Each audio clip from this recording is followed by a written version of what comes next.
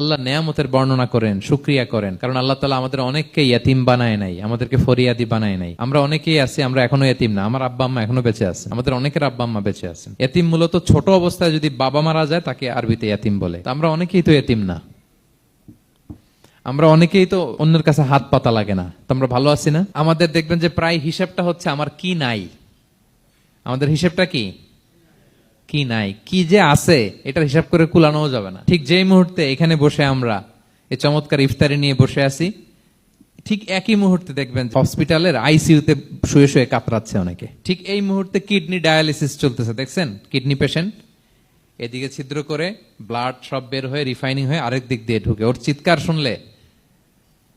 Burn ইউনিটে গেছেন কখনো? আগুনে পোড়া রোগী, আপনার তো অনেক কিছু নাই, আমার এটা নাই ওইটা নাই, আল্লাহ এটা দিল না, এটা নিয়ে আসেন। আপনি বার্ন ইউনিটে একদিন যায়েন, তাহলে বুঝবেন যে আল্লাহ আপনারা কত শান্তিতে রেখেছে। না খেয়ে কয় রাত কাটিয়েছি আমরা, বলেন তো? কত লোক বাড়ি ভাড়া পরিশোধ করতে পারে না, ঋণের বোঝায় জর্জরিত, দুরারোগ্য ব্যাধিতে আক্রান্ত, ক্যান্সারের লাস্ট স্টেজে। তাদের সাথে একটু দেখা করেন, ফোর্থ স্টেজে চলে আসছে ক্যান্সার পেশেন্ট। তার চেহারা, তার খাবার, তার চলাফেরা, কিভাবে তার প্রতিটা সেকেন্ড কাটে, একটু দেখে আসবেন, তাইলে বুঝবেন যে কত আল্লাহর দেয়া নেয়ামতের সাগরে হাবুডুবু খাই আমরা।